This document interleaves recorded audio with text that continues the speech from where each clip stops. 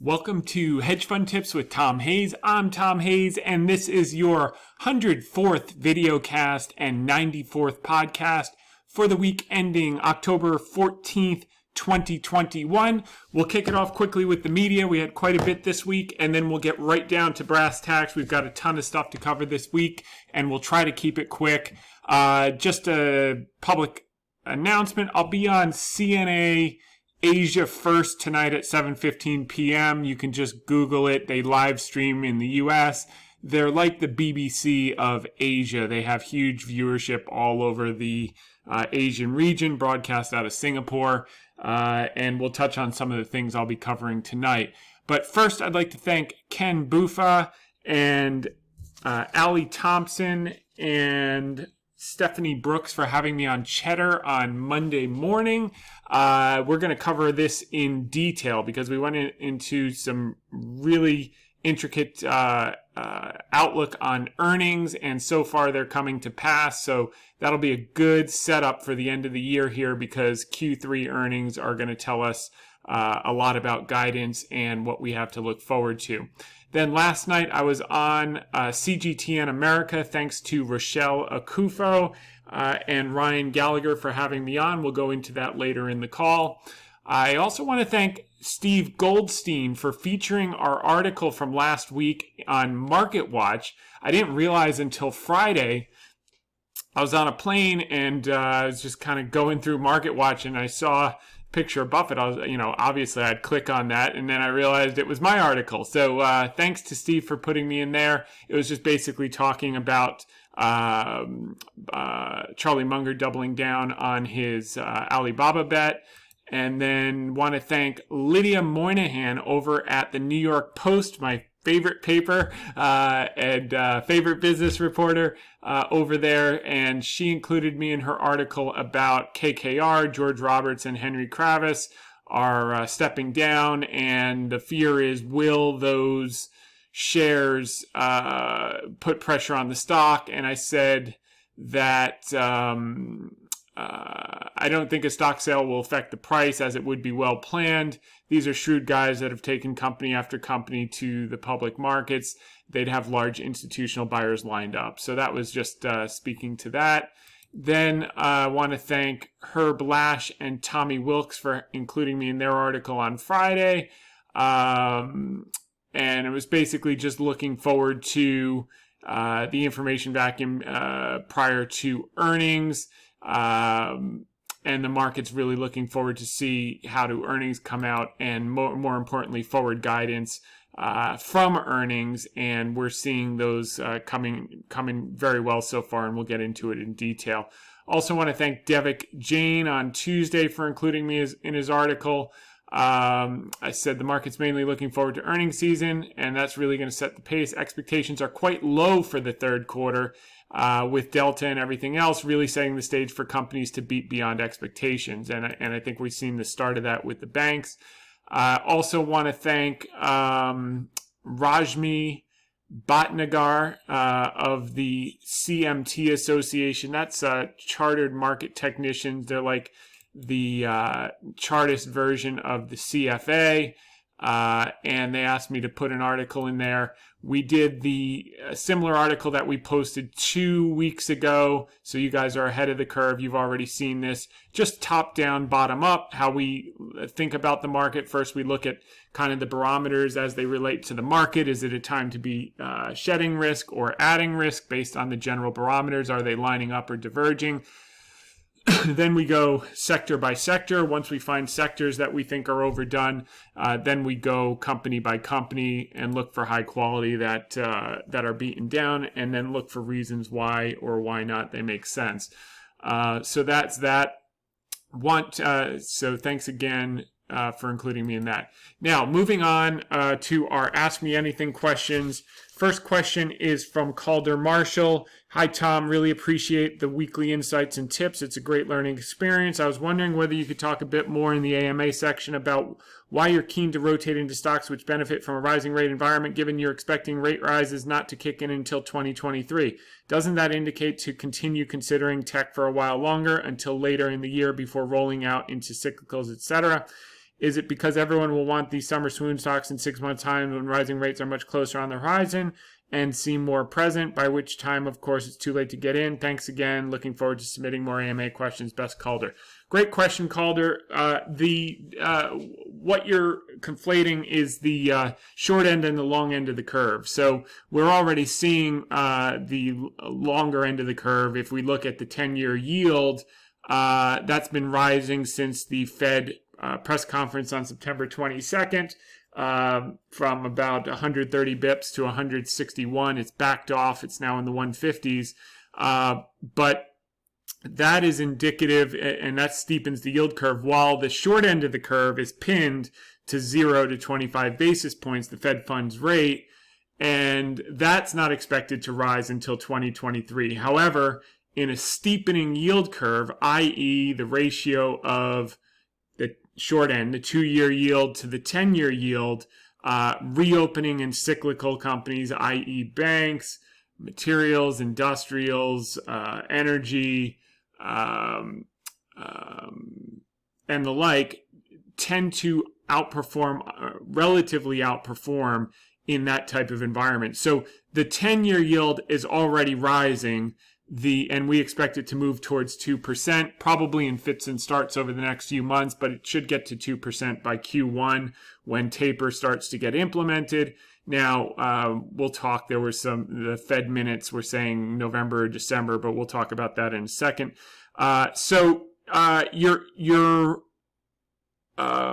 You're right in one sense that the short end of the curve should stay pinned for another year and a quarter, probably no rate rises until early 2023.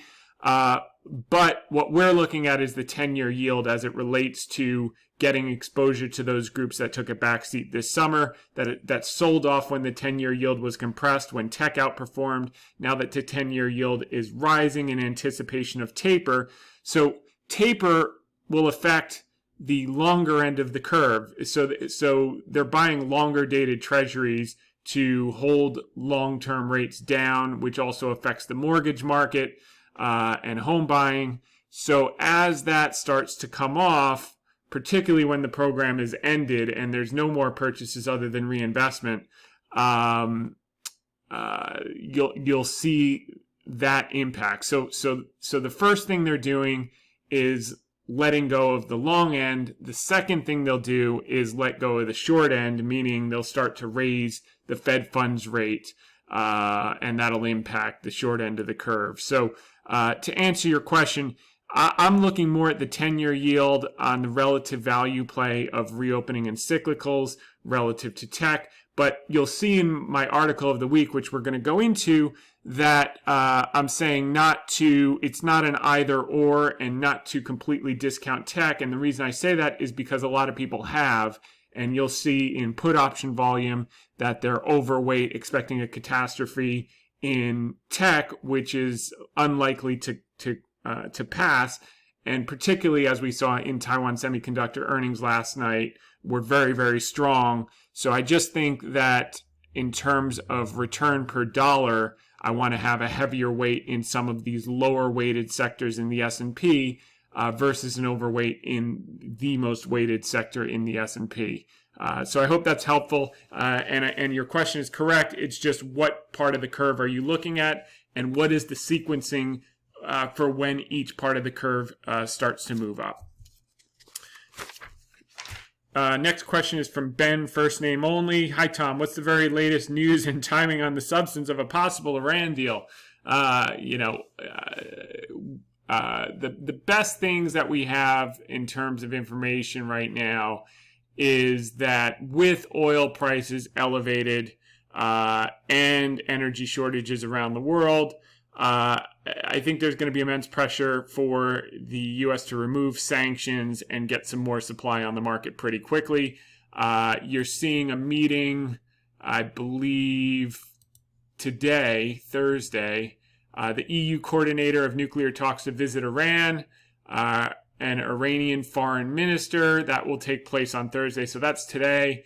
The talks, which aim to bring Washington and Tehran back into compliance with the pact, we're not out of compliance, but aimed at curbing the Iranian or uranium enrichment program were adjourned in June. So this guy from Europe is going over to kind of set the table, and there's no real change since the last time we mentioned it, whether it was last week or 2 weeks ago, that projections were there would be some movement in October and meetings in October. And with energy prices where they are, my guess is you'll see it sooner than later. Now, does that change the 3 to 5 year outlook to have exposure to energy? Of course not. Of course not. But if you're putting new money to work today, which is what I've said, and I said explicitly, to focus on the things that are still left behind. The upstreams have had monster runs here. The midstream and downstream, not as much. So some of the refiners are still cheap, although they've moved up in the last week and a half. It's interesting. I'm getting so many calls from friends and people in the industry like, hey, Wells Fargo's looking pretty good here. And, thinking about adding to my energy position. What do you think? And it's like they forget that 12 months has passed since I was pounding the table on them, 80% lower and 100% lower in some cases. And now they're interested. And it's like, yeah, I still like them, but I don't like them as much. And then I start talking about Alibaba, which, by the way, is the Wells Fargo of this year and the ExxonMobil of this year. And no one wants to talk about that. So they just go right back into, well, what do you think of Citi here? And what do you think of, EOG and all this stuff that's run up 100%? Yeah, I still generally like them. But, I'm looking to trim, not to add. We've had big runs in them. We want to keep exposure for the next 3 to 5 years. But we want to trim on big moves up and then re-add when you get the 15 and 10% pullbacks, which could be from an Iran meeting. So I wouldn't get too cute with it, but it's undeniable how opinion follows trend, which we said was exactly what was going to happen last year. And we're saying the exact same thing. I can tell you next year when, I don't even know what will be the opportunity next year. But when BABA's up 70, 80%, next year, and we're trimming, and everyone's saying, well, you said it's going to 400. Yeah, but it's run 90% in the last 5 months. Time to take some profits. It's going to take a break, and then we'll reload on the way to 400. But that's just the nature of the game. So it's just fascinating to me how many calls I'm getting in the last couple of weeks about energy and banks, and when I talk about China, and I think the bottom's in, they changed the subject and they want to talk about energy and banks. It's mind-boggling. So, but that's the game, and that's where you make your money, when you take these unpopular positions in high-quality things. Okay, second question from Ben. In light of Powell's assumed desire to serve another term when his current term expires in February, you mentioned several times that a 10% correction is unlikely before February. But a decision will likely be announced in coming weeks, as the announcement for Yellen was on October 9th, 2013, and Powell on November 2nd, 2017. So if an announcement for Powell is made this month, Powell would have less of an incentive to forestall a 10% correction before February. Please comment. That's partially true. I think what's the most important aspect of it, which we covered on Cheddar, which we'll go into in the article of the week, is that as long as Powell's driving the bus, full employment is the priority. And, one of the things I have to talk about tonight on CNA is inflation. And, I think Jamie Dimon's prediction that the supply chain issues will be a non-issue in 2022 as we look out is accurate. And that's probably, 60% of the inflation will, 50, 60% may prove to be transitory. And that doesn't mean that the prices go all the way back down to where they were. It just means that they stop going up or stop going up at the same pace. But other areas like wages will continue to rise and stay sticky. So we are going to have permanent inflation. Wages don't go back down, and demand for labor is not going to go down. You could argue technology is going to replace all labor, but that's like saying last year, don't buy Wells Fargo because DeFi is going to take over the banks. The the issue is these things take time, robots and automated driving and et cetera, et cetera, et cetera. But then you'll still need people to fix the robots and put the robots together and yada, yada, yada. So, but I think we are in an environment where labor is going to begin to benefit more than capital on a relative basis, as we are in a slowly rising rate environment, which is a modest headwind to certain assets. Certainly those high multiple assets, 25 times, 50 times sales, people aren't going to bet on the future when the cost of capital has a real cost. When money's free, malinvestment is widespread, and you see an aggressive move into these 25, 10 times sales, et cetera. And it's no coincidence the last 10 years was the only time in history where you could get paid for buying stocks at greater than 10 times sales. Historically, that's been a guaranteed way to lose money. And what is consistent with that environment is that money was free. So money won't be free forever. As demand for capital goes up from the millennials, that's a good thing. We'll have growth and we'll have rising rates. And in that environment, demand for labor is strong. Wages will continue to rise, and the discount rate will go up on assets. So they'll grow more modestly, but I think consistently grow, because we are in the sweet spot of a secular bull driven by population growth, which ironically, I've been singing that narrative for a year. Tom Lee put out a great, there's an article we're going to cover. He talked about a 17-year secular bull based on the population. So a lot of smart guys are seeing this, and that's an opportunity moving forward. So if an announcement were made this month, okay, so the issue is that Powell said we need a decent employment report before they moved. And the Fed minutes that everyone's saying, well, they're moving in November because of the Fed minutes, that was last September, before we just got the jobs report, the September jobs report on the first Friday of October, which was a monster miss. So he's got cover to push it off till December, because he's not going to get another jobs report before November 2nd, which is the next meeting. So my guess is the announcement is mid-December, and whether they implement that minute or they wait until early 2023, it's the most telegraphed surprise in the history of the markets. I mean, it really doesn't matter, number one. And number two, it doesn't mean we're going to get an imminent 10% correction just because they start taper. It just means that as liquidity slowly comes out, and in the first 8 months, if you're doing $15 billion a month reduction, you're still going to have $660 billion of liquidity from purchases and reinvestment over that first 8 months. So, logically, you may not see the monster correction until after that balance sheet stabilizes and starts to come down after the 8 months. But what I will say is this.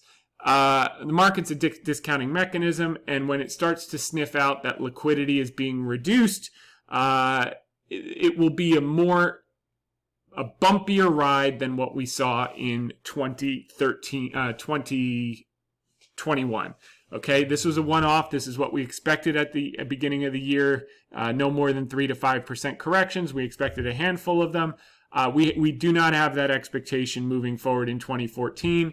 We would be eagerly looking for 5 to 10% plus corrections. But to get into the 15-20% range, you're going to need a recession, and that's nowhere near close on the horizon, because you simply look at the yield curve. Credit is expanding, loan growth demand is slowly expanding. We're at the beginning, nearer to the beginning of the cycle versus an end of the cycle. We reset last year, and so those are the important factors. Whether you get a 10% correction in January or February or June, it doesn't matter. The point is that the climate is going to change in anticipation of a liquidity reduction. There's still ample liquidity, but you'll just get a little bit more volatility without that abundant liquidity there to always be forced into buying the dips.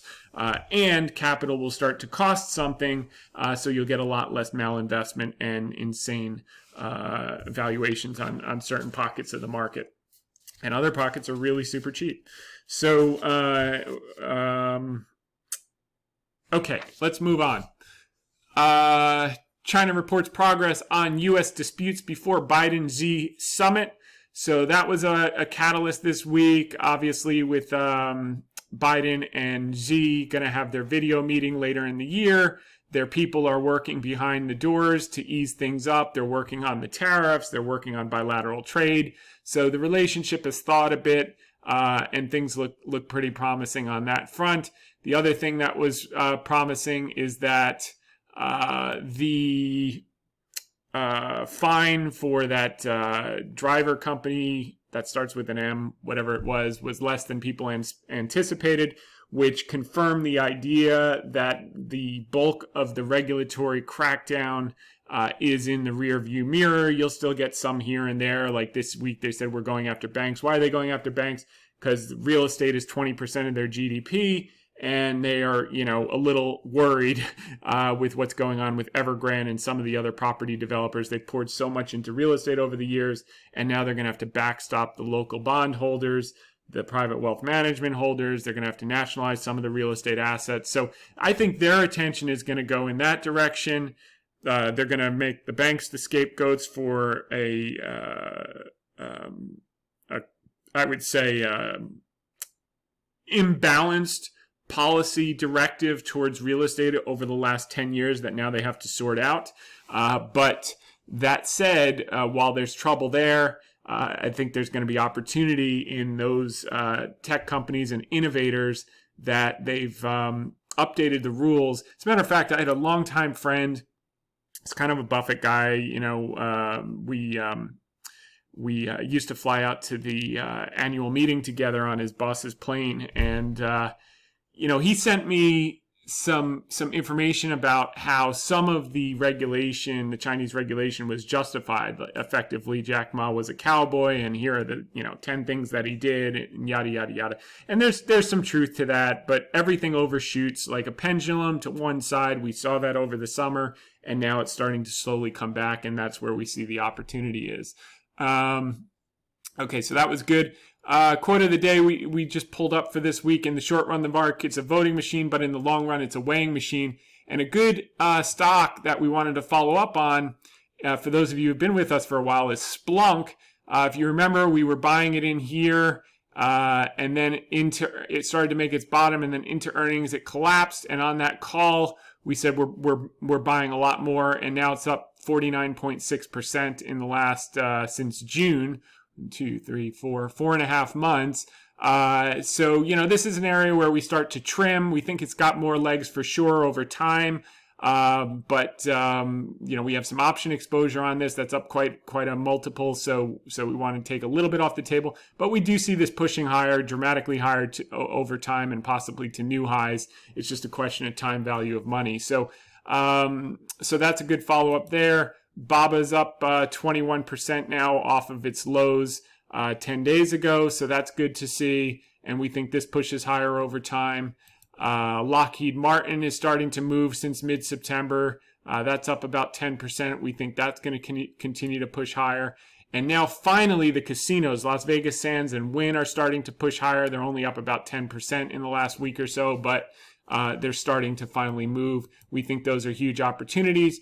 And then Cigna is one of our higher weighted positions, which we love. We actually added to in recent days. It's just been going sideways for a week. UNH reported this morning they had blowout earnings, top line, bottom line. Their peer, Cigna, reports on has a much lower multiple, 9 times next year's earnings. They report on November 4th. We think the results are similar. We think the medical costs from short-term medical costs from COVID, which is what sent the stock down, are going to start to abate, and their guidance around those is going to be much more positive. And I think we could see a similar breakout with Cigna that we saw with UNH this morning. Is up huge. That's a lot of the gains in the Dow today. So that's going to be a big deal that we want to focus on. And any weakness we keep incrementally adding to. We like that one a lot. Opinion, not advice. Go to hedgefundtips.com. click on terms, talk to your financial advisor, etc., etc. Going through, let's see, we're at 20. Yeah, we'll take a little time for this. Quickly, most of these gauges are still near areas where you want to be a buyer, not a seller. As you look through these, there's opportunity. And these are ranges that it pays to buy, not sell. So we are not overextended. If anything, we're at the opposite. Healthcare, by the way, we covered last week. This is Cigna. There's a big weight there. I think that's just going to be a huge opportunity in coming weeks and months. So just going through all these, not much has changed in the last week. It's at areas that it favors to be a net buyer versus a net seller, and we want to be in those areas that had summer swoons that are now starting to perk up, and we've covered a few of them here and many of them over the last few weeks. So you can go back to the old podcast and take a look. This is setting up beautifully. The NYSE McClellan Summation Index, etc. The bets on catastrophic events have normalized. They've come way down. And all that premium was burned through as I anticipated it would be. Catastrophic bets is usually like 10% plus out of the money. We only got a 5% correction, so all that premium was collected by the dealers, and now everyone that's lost their money has stopped making those bets. All right, so I think that covers that. Moving along. Money manager Thomas Lee sees 17-year bull market powered by millennials. It's the same thesis that we've been talking about over the last year. And JP Morgan's Diamond says supply chain hiccups will soon ease, points to extraordinary consumer demand. Consumers are spending 20% more than they were before the pandemic. That's mind-boggling when you think about it. And global supply chain hiccups caused by coronavirus have put a damper on economic growth, but the problem will be a fleeting one, according to JP Morgan Chase CEO Jamie Dimon. There are a number of factors that relate to that with regard to supply chains and the short term, the part of inflation that could be transient. You've got port delays, container shortages, COVID disruptions, shortages in various components, raw materials, ingredients, labor cost pressures, trucks and driver shortages are a big factor. And then, like you saw in Nike's earnings, a whole factory shut down for Nike in Vietnam for a number of months over the summer. So that as COVID's rolling over, you're not going to get those type of factory shutdowns. And I'll bet on Jamie Dimon any day of the week. And I think he's absolutely right. We saw bank earnings today in the last 2 days blow the doors off, top line and bottom line across the board. Citi, Wells. Now, a lot of these stocks came into earnings hot, so expect them to take these little breathers. People are like, why are banks not rallying after having such good earnings? It's because they came in hot, so they'll take a couple-day breather and then they'll resume. We already talked about Taiwan Semiconductor. Wells Fargo profit jumped 60%. A lot of this was reserve releases, which we talked about last July. And they're slowly seeing commercial loan demand pick up, so that was good to see. They paid a bunch more fines. But it's just like Boeing at this point. Bad news every day, and the stock keeps going up. So that's what we want to see with BABA. We want to see more bad news and the stock going up on that bad news. And then we know the bottom's in for good, and we can get back to fair value. JP Morgan, Bank of America crushed it. Morgan Stanley crushed it. Walgreens crushed it. Top and bottom line was one of our top picks at the beginning of the year for 2021. Okay, this was the article. Fed officials saw a taper starting mid-November or mid-December. That was before they got the September jobs report. So I think November becomes a punt.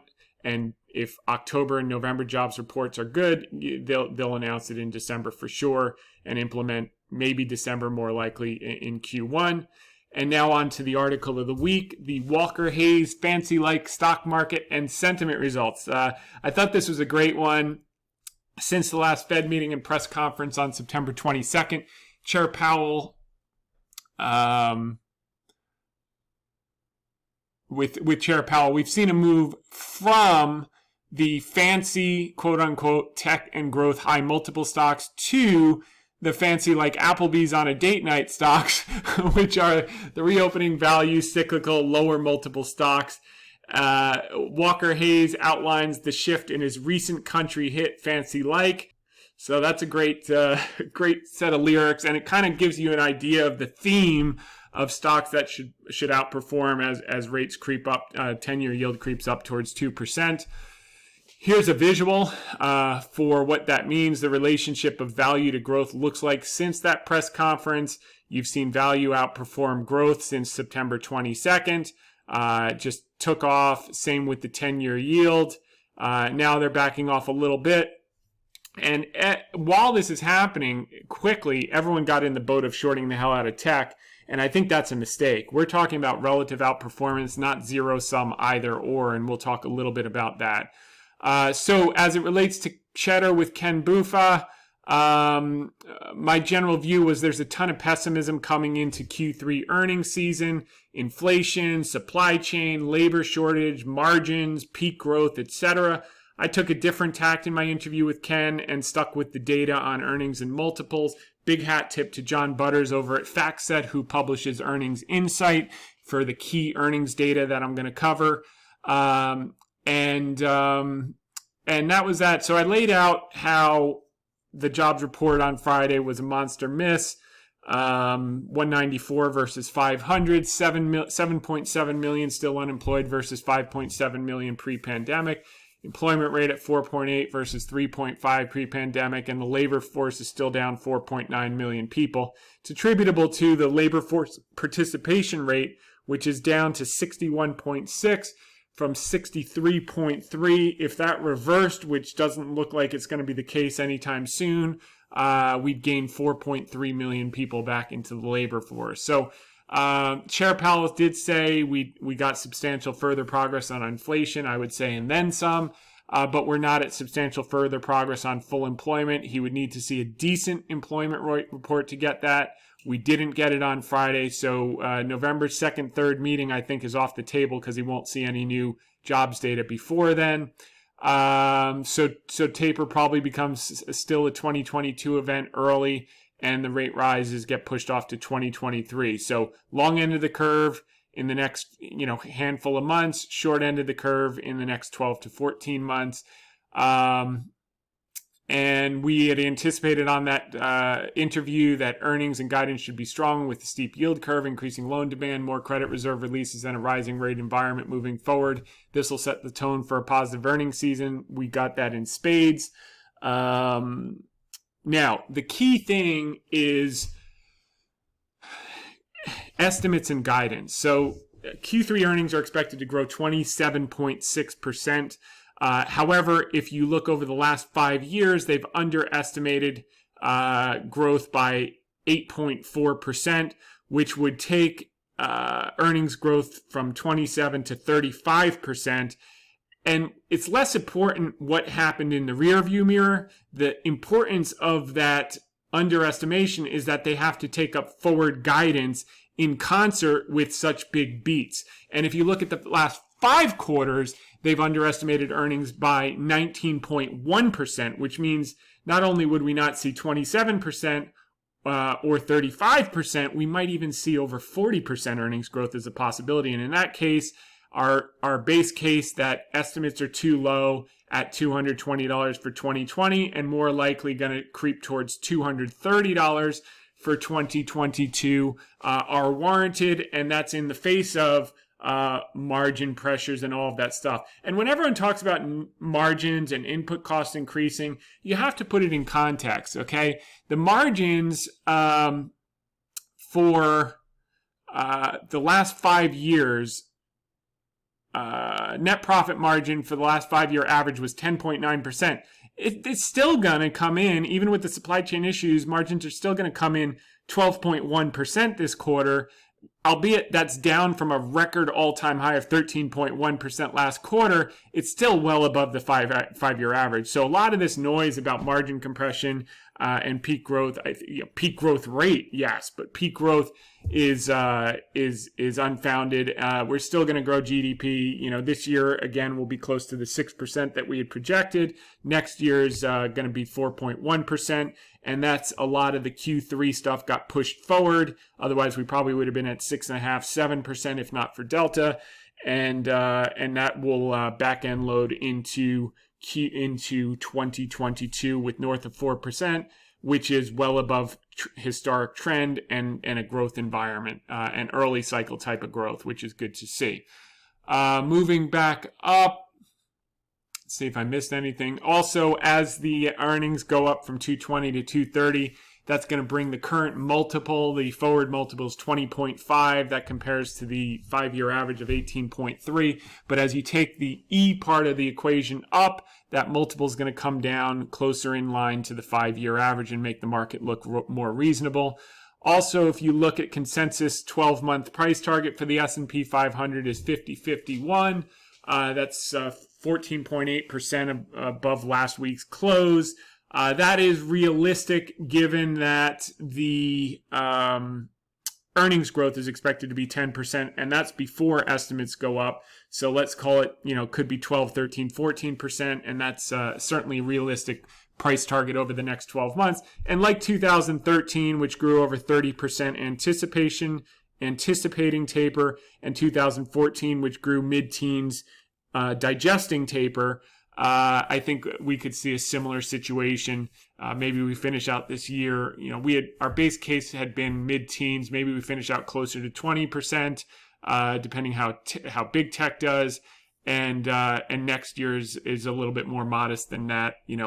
12 to 15% in that range is a reasonable expectation. But under the surface, there will be monster opportunities to dramatically outperform that. Okay, so we covered the other thing is guidance.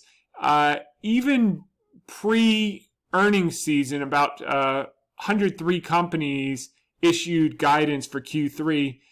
54%, 56 out of 103 issued positive guidance. So 54% is well above the 5-year average of 39% increase in guidance. So where this pessimism came from, it's backward looking, related to Delta, related to the supply chain bottlenecks, related to all the things that already happened that are getting better. And the market, where you make your money in the market is less bad.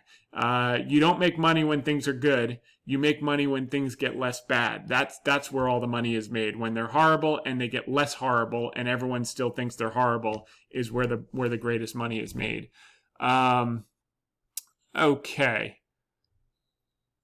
So that's that. The other thing is Sentiment Trader put this out, and I made this note. The one thing I'd be cautious about is that while we believe value and cyclicals will outperform on a relative basis to tech and growth as the 10-year climbs towards 2%, it's not a zero-sum game. There'll be plenty of individual tech stocks, likely more reasonably valued variety that do well during this period as well. The positioning suggests that it will not be either or, and that pockets of tech that are out of favor can get bid as well. We saw an example with Splunk.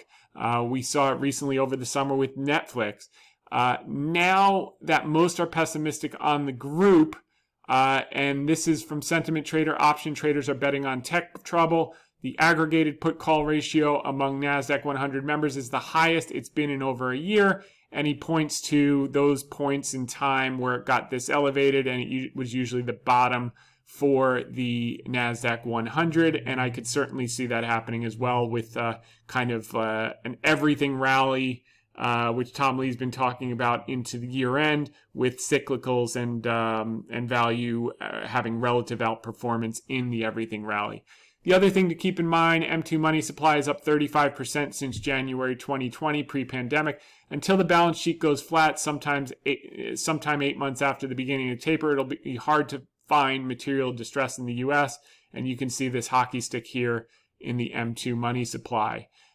This is one reason we've been so aggressive with Alibaba in recent weeks. It's now up 21% off the lows put in last week. We believe this will continue to work higher in coming months and represents one of the true values available in public securities today. On Wednesday night, last night, I was on CGTN America talking about the Chinese economy with Rochelle Akufo. Always enjoy being on with Rochelle. Thanks to Ryan Gallagher as well for booking me. And then exports, So what happened in China is exports beat 28% versus 21, imports missed 17.6 versus 20%, and China's trade surplus with the U.S. rose to a monthly record high of $42 billion. Chinese imports of soybeans fell 30%, their crude oil purchases dropped 15%, and their coal and natural gas imports rose. She asked why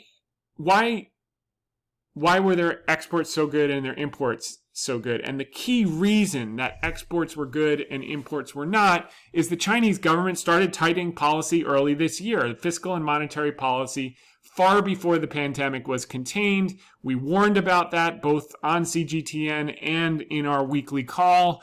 And in contrast, the developed world has continued to be accommodative through much of the year.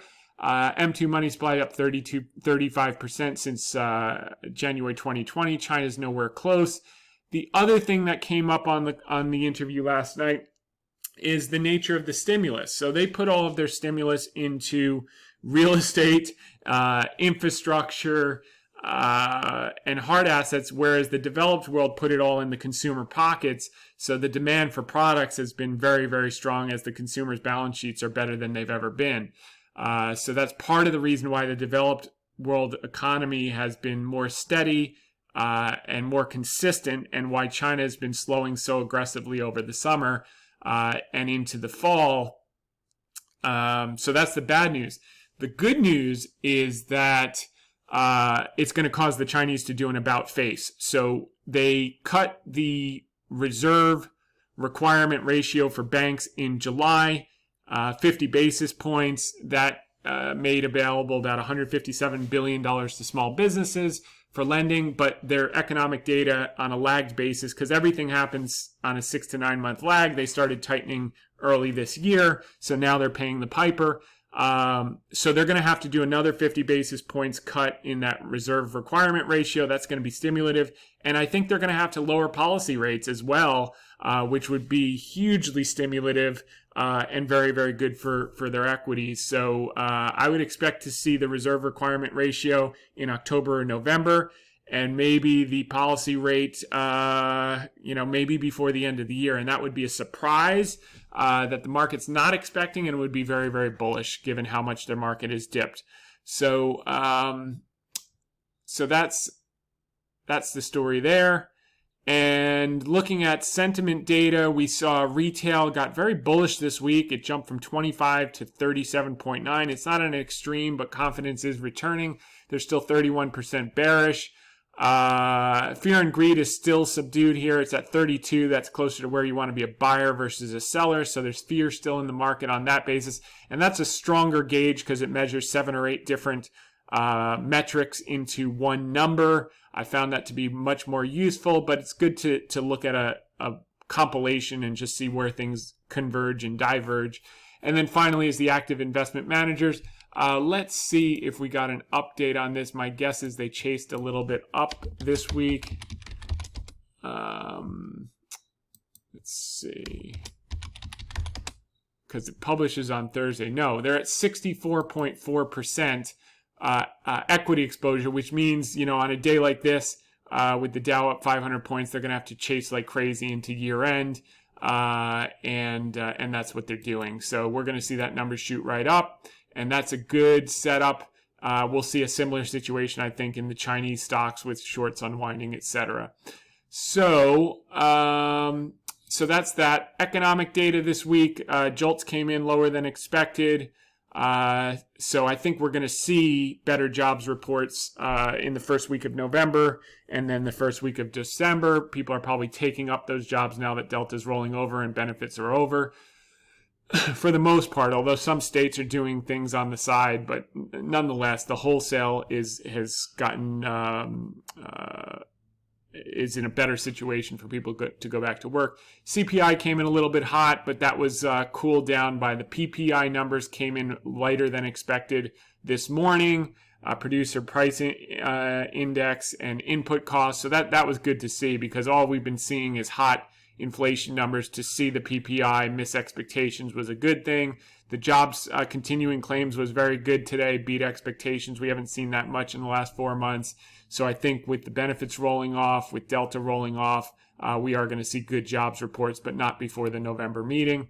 And those are the core economic data. Earnings, just green across the board.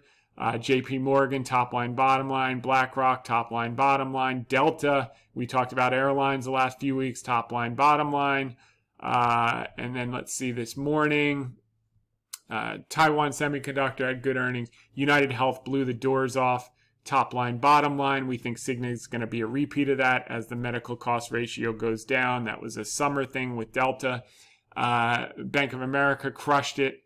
Wells Fargo, top line, bottom line beats. Morgan Stanley, Citigroup, across the board. Earnings are better than expected. All the noise, just put that aside. It will affect some companies discreetly, but people are overestimating because all the consumer products companies have raised their prices and they're going to pass through, and people are going to be shocked how most of them that are ahead of the curve are retaining their margins, if not increasing margins on the price increases. So good news on the earnings front. Unusual activity, we just saw more in BABA, 2,900 contracts for the March 190 calls and 4,000 for the February 190 calls. So smart money's coming in. This is not your grandma next door. And with that said, we're going to wrap it up. I'll be on CNA tonight. Tune in if you're free. And in the meantime, we'll be back next week, same time, same place. Make it a great one.